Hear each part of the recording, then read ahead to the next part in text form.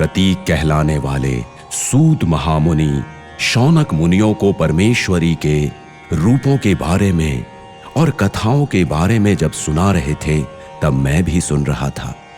जगत माता ने अहंकारी महिषासुर का वध करने के लिए देवी दुर्गा का अवतार धारण किया है। प्रलय के समय जब सृष्टि फिर से शुरू हुई, तब भगवान श्री विष्णु के कान से 2 राक्षस उत्पन्न हुए थे। वो थे मधु और कैटभ।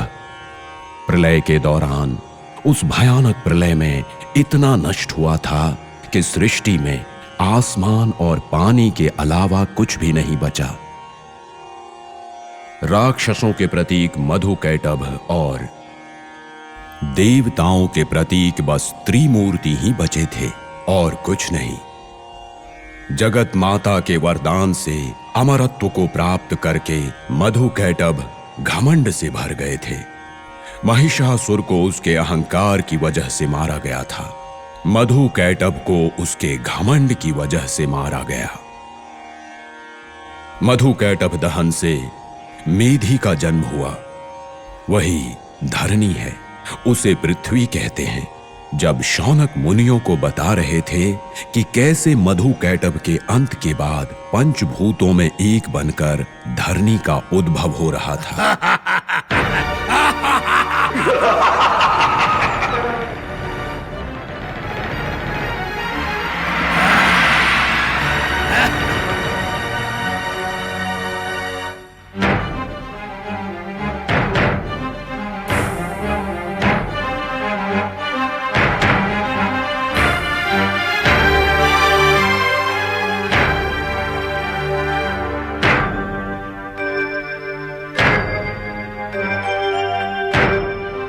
हे महापुरुष, आप सो रहे हैं? मुझे इन दुष्ट पापियों से बचाइए जो मेरा पीछा कर रहे हैं। नींद से जागिए, मुझे बचाइए।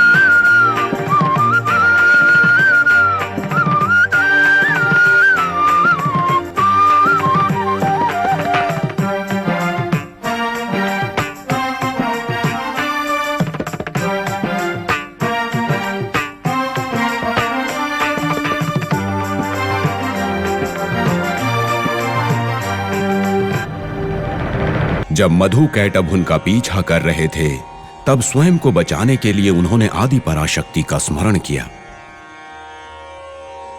प्रलय काल में उस महामाया, उस योग माया ने अपनी माया के प्रभाव से पूरे ब्रह्मांड को माया में परिवर्तित कर दिया था। वो ब्रह्मदेव के सामने प्रकट हुई। योग माया के प्रतिरूप ने ब्रह्मदेव से प्रार्थना करने का कारण पूछा। ब्रह्मदेव ने उनसे प्रार्थना की कि वो उन राक्षसों से उनकी रक्षा करें जो उनका पीछा कर रहे हैं।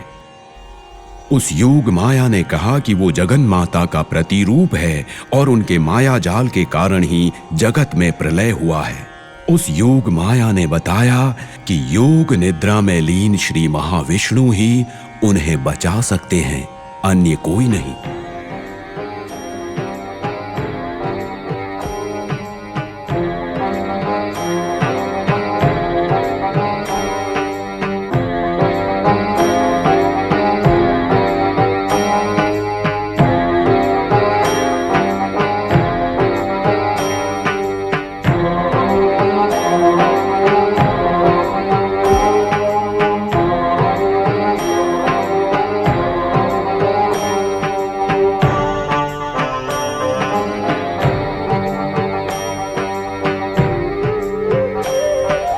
उन्होंने अपनी योग माया से श्री विष्णु को योग निद्रा से जागृत अवस्था में ले आई।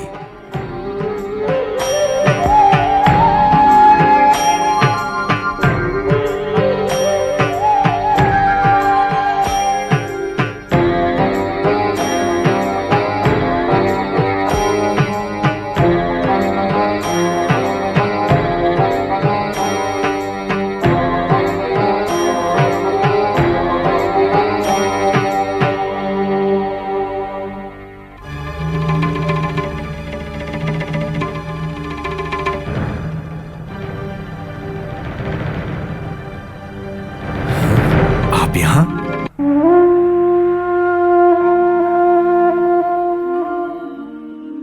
यह आश्चर्य की बात है। मैं नहीं जानता मैं कौन हूं और इस स्थिति में आखिर क्यों हूं। तो फिर मैं आपको कैसे बचाऊं? आप ही मुझे बता दीजिए। देखिए, ये वही राक्षस है जो मेरा पीछा कर रहे हैं। उनका वध करके मुझे बचाइए।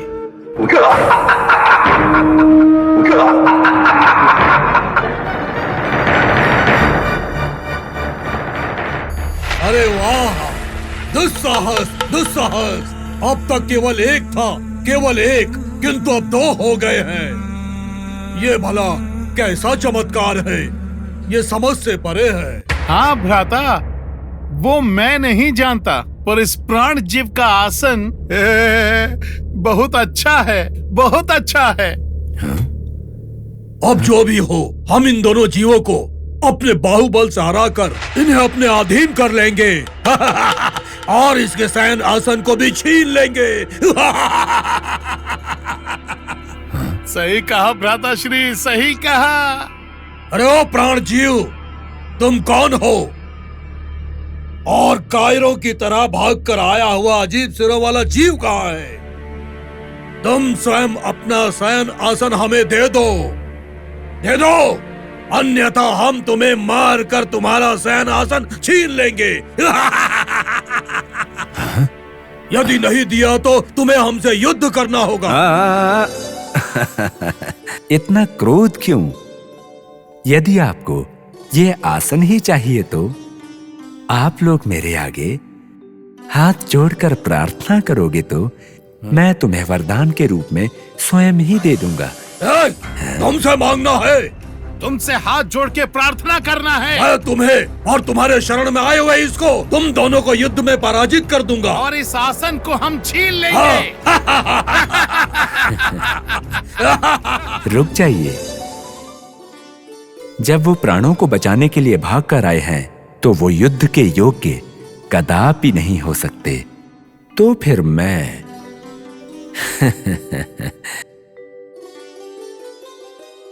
मैं तुम्हारे साथ युद्ध के लिए तैयार हूं। युद्ध आरंभ किया जाए। सुन लिया भ्राता? हाँ हाँ, सुन लिया भ्राता। रुकिए रुकिए, मेरा एक युद्ध नियम है। वो क्या है? आप दोनों एक साथ मिलकर मुझसे युद्ध करें, ये धर्म नहीं है। मैं तो एक के बाद एक से युद्ध करूंगा। क्या आप इस बात से सहमत हैं?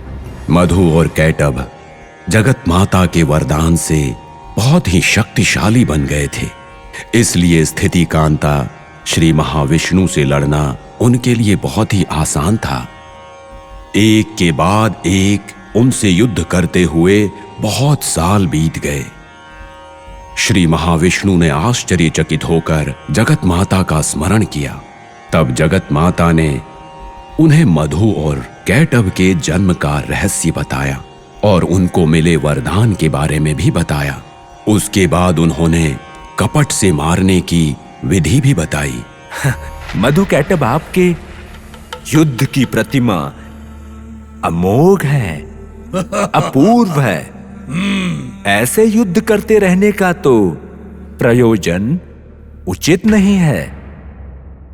आप दोनों क्या चाहते हैं बोलिए, मैं आपको वरदान दूंगा। क्या कहा? तुम हमें वरदान दोगे? युद्ध में हमें हरा नहीं पाए और तुम हमें वरदान दोगे, हम तुमसे मांगेंगे। रुको रुको, बस करो। अति बल पराक्रम वाले मधु कैटअप तुम्हें वरदान देंगे। मांगो, तुम्हें क्या चाहिए? ऐसा क्या? हाँ। मधु कैटअप कहीं अपनी बात से मुकर तो नहीं जाएंगे? बंधुओं, मधु कैटअप, आपसे जो भी वरदान मांगा तो आपको देना ही पड़ेगा। एक बार सोच लो, आप दोनों अपने आत्म ध्यान से मिलकर सोच लो और मुझसे वादा करो। उसके बाद तो पछताना व्यर्थ है। व्यर्थ की बकवास मत करो, और तुम्हें क्या चाहिए वो मांगो, हम तुम्हें दे देंगे। हाँ हाँ भ्राताश्री। तो मैं मांगू क्या? जो मांगना है जल्दी मांगो। ऐसा है क्या? तो बंधुओं, आप दोनों को मेरे हाथों से मृत्यु प्राप्त करनी चाहिए। बस यही मेरी इच्छा है। आप बस इतना कर देंगे तो मेरे लिए बहुत होगा। अरे वो मायावी, हम तुम्हें वर देना चाहते हैं और तू हमें ही मारना चाहता है। आप भयभीत हो गए या फिर आप अपनी बात का कोई मोल नहीं समझते? वैसे भी आपके जैसे अत्यंत कायर और असत्य से भरे लोगों से तो बात करना ही व्यर्थ है। वचन देकर पीछे हटना हमारे गौरव को कलंकित करेगा। तुम्हारी इच्छा पूरी होगी, हमें कोई आपत्ति नहीं है, किंतु हमें तुमसे कुछ कहना है। वो क्या है? अरे ओ मायावी, अपने वचन को पूरा करने के लिए हम अपने प्राणों की आहुति देने को तैयार हैं, किंतु तुम भी हमें वरदान देना चाहते थे ना, तो क्या मैं वरदान मांगू? तो ठीक है, जो भी चाहिए आपको मांगिए। इस जलमग्न प्रदेश में हम लोग मृत्यु को प्राप्त नहीं करना चाहते। जहां जल नहीं होगा उस प्रदेश में तुम हमारा वध कर सकते हो। बहुत सही भ्राताश्री। अगर तुम्हें हमसे वरदान प्राप्त करना है तो तुम्हें भी हमारी इच्छा पूरी करनी होगी। क्या कहते हो? बहुत सही भ्राताश्री, अच्छा वरदान मांगा है। हमसे वरदान प्राप्त करने के बाद भी तुम हमें मार नहीं सकते। ऐसा है, ये पूर्ण विश्व ही जल की महिमा से परिपूर्ण है, परंतु आपने कहीं निर्जल स्थान में निवास करने के लिए वरदान मांगा है ना? ऐसा ही होगा तो अपने हृदय के तल से तुम्हारे मन की इच्छा मैं पूरी करूंगा।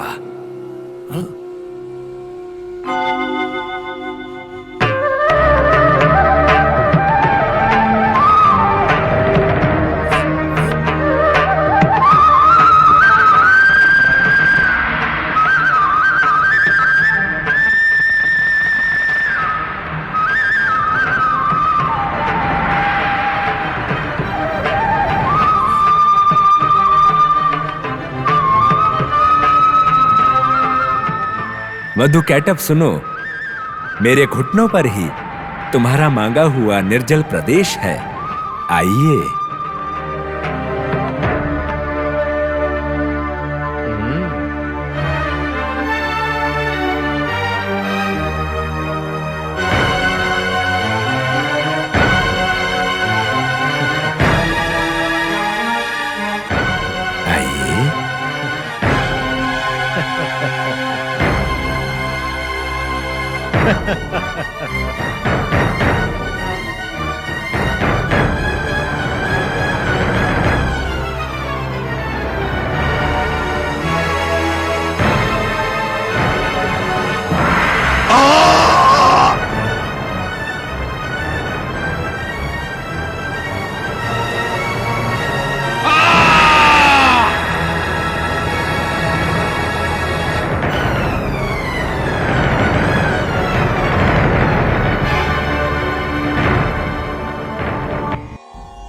मधुकैटभ का वध करने वाले श्री महाविष्णु ब्रह्मा को बड़े शक्तिशाली लगे और उसी समय भगवान शिव भी वहां उपस्थित हो गए। कौन क्या है ये कोई नहीं जानता था, वो कैसे पैदा हुए ये भी नहीं जानते थे, परंतु उन तीनों को एक ही समय में एक ही संदर्भ में लगा कि उनके पैदा होने का कारण कोई शक्ति है। अपने आविर्भाव का कारण जानने की इच्छा होने पर वे तीनों एक दूसरे की ओर देखने लगे। उस अतीन्द्रिय शक्ति का दर्शन पाने के लिए अपने अपने मन में प्रार्थना करने लगे।